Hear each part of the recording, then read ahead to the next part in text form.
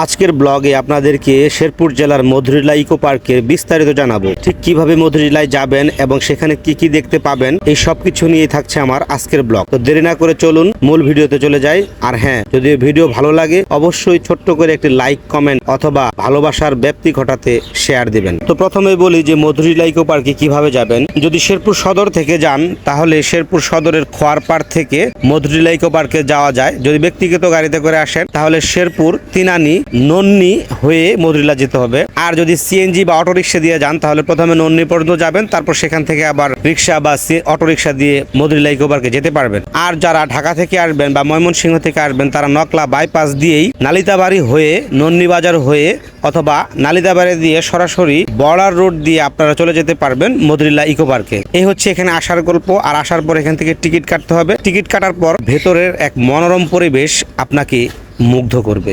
এটা হচ্ছে watch tower. চলুন আমরা একটু ওয়াচ টাওয়ার উপরে উঠে দেখি এবং ওয়াচ টাওয়ার উপর থেকে প্রকৃতিটাকে আরো সুন্দর দেখা যায় নাকি আমরা একটু টেস্ট করে দেখব। এখানে বিশাল পাহাড় এই পার্কের সৌন্দর্য বৃদ্ধি করে।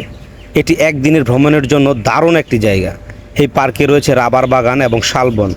আর এখানে রয়েছে কিন্তু ছোট্ট একটি বাজার, যেখানে বাচ্চাদের জন্য খেলনা, মহিলাদের কসমেটিক্স, কাঁচা বাজার সহ নানা রকম জিনিস পাবেন এবং পাবেন খাবার রেস্টুরেন্ট। এই ইকো পার্কের ভিতরে রয়েছে একটি ছোট চিড়িয়াখানা, যেটি বর্তমানে অবশ্য বন্ধ রয়েছে। এখানে বিভিন্ন ধরনের প্রাণীও রয়েছে। এখানে পিকনিক করার জন্য রয়েছে বিশাল জায়গা। এছাড়াও রয়েছে কিন্তু সবচেয়ে আকর্ষণীয় একটি ওয়াচ টাওয়ার। আর এই ওয়াচ টাওয়ার থেকে এটি কিন্তু সবচেয়ে উঁচু একটি জায়গায় অবস্থিত এবং পুরো মধুরিলা ইকো পার্ক সহ মেঘালয় সীমান্ত দেখতে পারবেন এই ওয়াচ টাওয়ার দিয়ে। আর টাওয়ারে যাওয়ার জন্য জনপ্রতি ফি হচ্ছে 20 টাকা।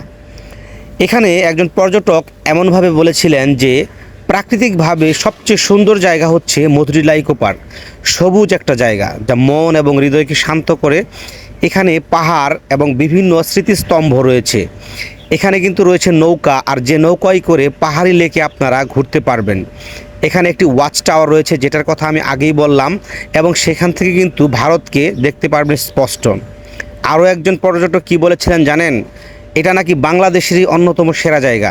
এখানকার প্রাকৃতিক সৌন্দর্য, পাহাড়, উপত্যকা, আদিবাসীদের জীবনযাত্রা, সবুজ গাছপালা, নদী এবং মেঘালয়ের পাহাড় এই ইকো পার্কের আশেপাশেই রয়েছে। প্রাকৃতিক সৌন্দর্যের কথা বিবেচনা করলে মধুরিলার জুড়ি মেলা ভার। শেরপুরে যে কয়টি পিকনিক স্পট রয়েছে এই গারো পাহাড়ের ভেতরে, এই মধুরিলায় কিন্তু ন্যাচারালগতভাবে সবচেয়ে সুন্দর। আর এখানে যাওয়ার রাস্তাও অনেক বেশি সুন্দর। এখানে থাকার জন্য রয়েছে একটি রেস্ট হাউস, যেখানে এসি এবং নন এসি দুটিরই সুবিধা রয়েছে। তবে এখানে যদি আপনারা থাকতে চান তাহলে আগে থেকেই বুকিং দিতে হবে। আসলে মধুরিলা ইকো পার্ক প্রাকৃতিকভাবে অনেক বেশি সুন্দর। যারা আসলে একদম নিরাপত্তা বেষ্টনীর মধ্যে থেকে একটা প্রাকৃতিক ভিউ দেখতে চান এবং পাহাড়ের সৌন্দর্য অবলোকন করতে চান, তাদের জন্য আমার মনে হয় মধুরিলা প্রথম পছন্দ হতে পারে। বেশি বেশি দরকার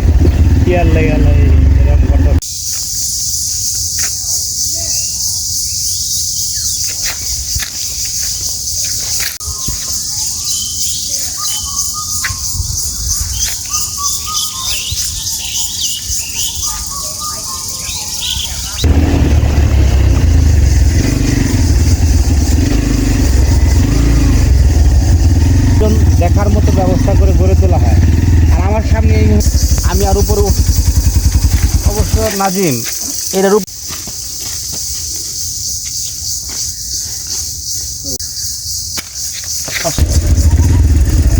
এই ছিল মধুরিলার গল্প।